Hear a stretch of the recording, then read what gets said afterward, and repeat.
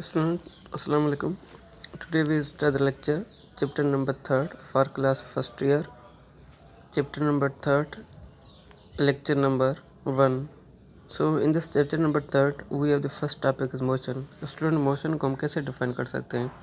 Student, motion को हम ऐसे डिफाइन कर सकते हैं कि अगर कोई ऑब्जेक्ट सराउंडिंग के लिहाज से अपना पोजीशन चेंज करे, अगर कोई ऑब्जेक्ट सराउंडिंग के लिहाज से अपना पोजीशन चेंज करे, फिर हम कहेंगे इस ऑब्जेक्ट का जो स्टेट है वो मोशन में है। Means object is said to be in the motion when it changes position with respect to surrounding. अगर कोई ऑब्जेक्ट सराउंडिंग के लिहाज से अपना पोजीशन चेंज करे, फिर हम ये कहेंगे इस ऑब्जेक्ट का जो स्टेट है वो मोशन में है। उसके बाद स्टूडेंट हमारे पास यहाँ पे आ रहा है रेस्ट। रेस्ट को हम कैसे डिफाइन कर सकते हैं? स्टूडेंट्स, अगर कोई ऑब्जेक्ट सराउंड के लिहाज से अपना पोजीशन चेंज न करे, इसको हम नाम देते हैं रेस्ट। स्टूडेंट, मोशन का मतलब यह है कि वॉकिंग पर्सन है, मूविंग बस है, मूविंग ट्रेन है, मूविंग कार है, मूविंग व्हीकल है, ये सारे हमारे पास जो मोशन के एग्जांपल्स हैं। स्टूडेंट, रेस्ट का एग्जांपल ऐसा है, a book on the table है, ए वॉल है, ए ट्री है। Book on the table, wall, a tree, ये सारे हमारे पास जो क्या है रेस्ट में। स्टूडेंट, मोशन को हम इसको कहते हैं कि अगर कोई ऑब्जेक्ट सराउंडिंग के लिहाज से अपना स्टेट चेंज करे, इसको हम नाम देते हैं मोशन। अगर कोई ऑब्जेक्ट सराउंडिंग के लिहाज से अपना स्टेट चेंज नहीं करे, इसको हम नाम देते हैं रेस्ट। उसके बाद हमारे पास आ रहा है लीनियर मोशन। कि लीनियर मोशन को हम कैसे डिफाइन कर सकते हैं? स्टूडेंट, अगर कोई ऑब्जेक्ट स्ट्रेट पाथ में या यूनिफॉर्म या वेरिएबल स्पीड से मूव करेगा, इसको हम नाम देते हैं लीनियर मोशन। मीन्स स्टूडेंट, आप लोग लीनियर मोशन को ऐसे भी डिफाइन कर सकते हो, motion of object in straight line, motion of object in straight path या curve path are known as linear motion. अगर कोई ऑब्जेक्ट स्ट्रेट लाइन में वन डायमेंशन मोशन में मूव करेगा, इसको हम नाम देते हैं linear motion. So the motion of body और particle along the straight path either with uniform और variable speed is called as linear motion. उसके बाद हमारे पास स्टूडेंट्स कुछ मोशन के बारे में हमारे पास कुछ पैरामीटर्स हैं जो लीनियर मोशन में इस्तेमाल हो रहे हैं। लीनियर मोशन में कौन से पैरामीटर हैं और कौन से इस्तेमाल हो रहे हैं? हमारे पास जो फर्स्ट जो पैरामीटर है वो डिस्प्लेसमेंट है, वेलोसिटी और एक्सेलरेशन है। डिस्प्लेसमेंट, वेलोसिटी और एक्सेलरेशन ये जो हमारे पास लीनियर मोशन की पैरामीटर्स हैं।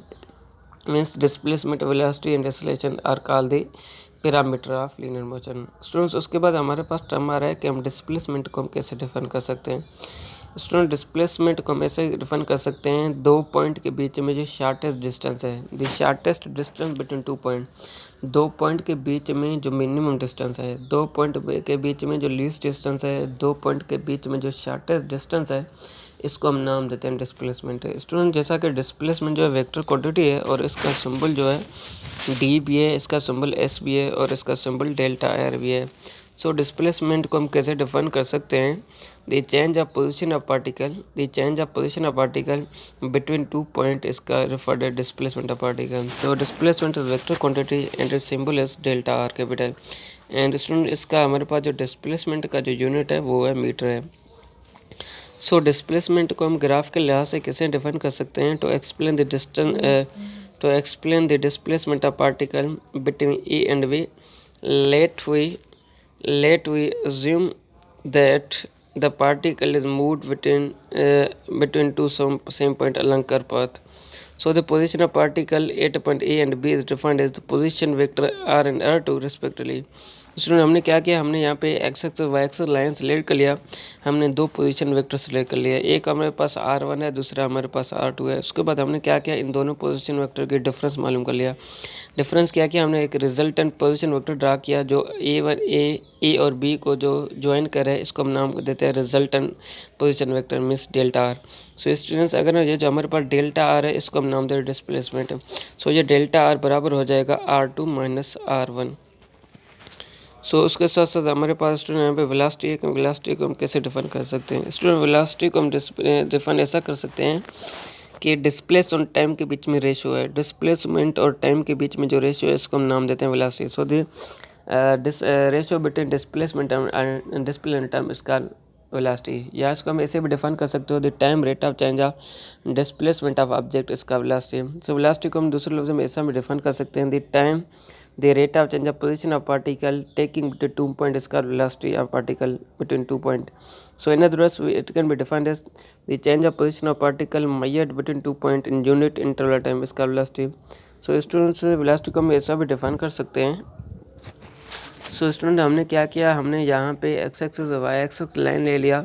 हमने क्या किया, velocity which is equal to displacement upon time. Displacement किसके बराबर था आपको पता है, r2 माइनस r1 के बराबर था, और जो हमारे पास टाइम है वो टाइम बराबर है t2 minus t1। Student velocity जो वेक्टर क्वांटिटी है और इसका सिंबल जो v है, सो v which is equal delta R. Delta R का मतलब डिस्प्लेसमेंट है, डेल्टा t का मतलब टाइम है। स्टूडेंट इसके लिहाज से हमारे पास जो वेलोसिटी का जो यूनिट है वो मीटर पर सेकंड है।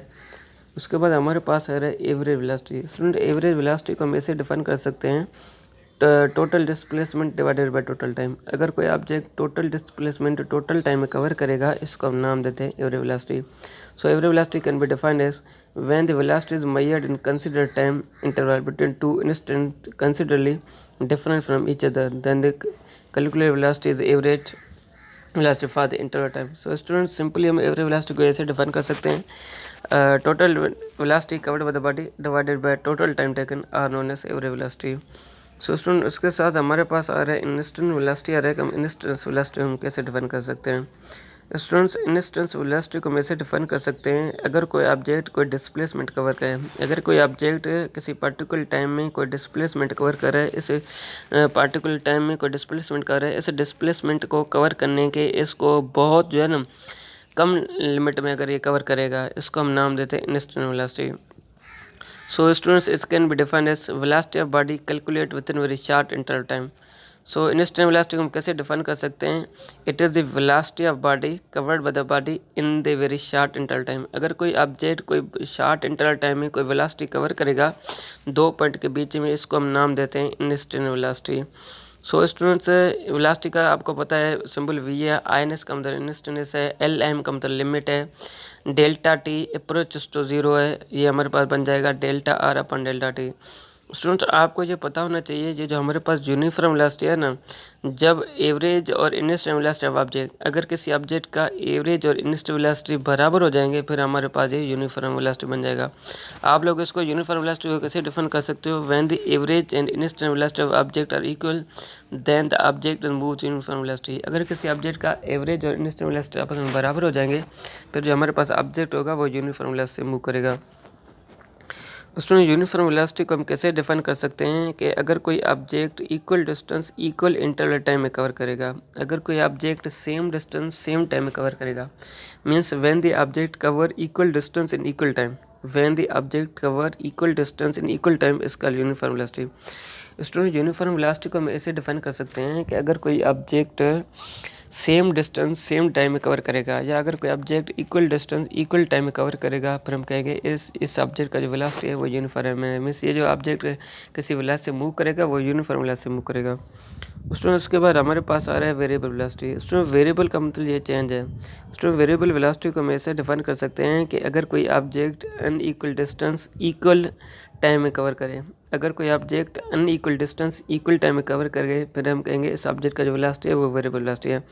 इसको हम ऐसे भी डिफाइन कर सकते हैं कि अगर कोई ऑब्जेक्ट अनइक्वल टाइम में इक्वल डिस्टेंस कवर करे, मीन्स वेरिएबल वेलोसिटी में क्या होता है, या तो डिस्टेंस बराबर, डिस्टेंस और टाइम आपस में बराबर नहीं होना चाहिए, या तो टाइम डिस्टेंस सेम होगा तो डिस्टेंस चेंज होगा, या तो डिस्टेंस सेम होगा तो टाइम चेंज होगा, दोनों जो सेम नहीं होना चाहिए। फिर हम इसको ऐसे डिफाइन कर सकते हैं, when the object cover equal distance in unequal time, या इन अदर वर्ड्स इसके हम define as when the object cover unequal time in equal distance. अगर कोई ऑब्जेक्ट इक्वल डिस्टेंस में अनइक्वल टाइम में कोई डिस्टेंस कवर करे, या अगर कोई ऑब्जेक्ट अनइक्वल टाइम में इक्वल डिस्टेंस कवर करे, इसको हम नाम देते हैं वेरिएबल वेलोसिटी। क्योंकि वर्ड वेरिएबल का मतलब चेंज है, चेंज का मतलब है डिस्टेंस और टाइम आपस में सेम नहीं होना चाहिए, या तो डिस्टेंस अनइक्वल होना चाहिए, मीन्स अनइक्वल डिस्टेंस होना चाहिए, इन डिस्टेंस इक्वल होना चाहिए, टाइम इक्वल होना चाहिए, या तो टाइम अनइक्वल होना चाहिए या डिस्टेंस इक्वल होना चाहिए। So it can be defined as a body is supposed to be variable velocity if speed or direction change continuously. Student variable velocity को हम ऐसे भी डिफाइन कर सकते हैं, अगर किसी ऑब्जेक्ट का स्पीड और डायरेक्शन कंटिन्यूस चेंज होगा, अगर किसी ऑब्जेक्ट का स्पीड और डायरेक्शन कंटिन्यूसली चेंज होगा, फिर हम कहेंगे इस ऑब्जेक्ट का जो वेलोसिटी है वो है यूनिफॉर्म वेरिएबल वेलोसिटी है। सो स्टूडेंट्स उसके बाद हमारे पास आ रहा है एक्सेलरेशन को हम कैसे डिफाइन कर सकते हैं। स्टूडेंट एक्सेलरेशन को हम डिफाइन कर सकते हैं, एक्सेलरेशन दो टर्म के बीच में रेशो है, एक तो हमारे पास वेलोसिटी है, दूसरा हमारे पास टाइम है। वेलोसिटी और टाइम के रेशियो को हम नाम देते हैं एक्सेलरेशन। एक्सेलरेशन का सिंबल जो है वो स्मॉल ए है, एक्सेलरेशन वेक्टर क्वांटिटी है, जबकि एक्सेलरेशन का जो यूनिट है वो है मीटर पर सेकंड स्क्वायर है। सो एक्सेलरेशन को हम कैसे डिफाइन कर सकते हैं? The rate of change of velocity of body equal acceleration. The rate of change of velocity of body equal acceleration, या इसको आप ऐसे भी डिफाइन कर सकते हो, the ratio between velocity and time equal acceleration.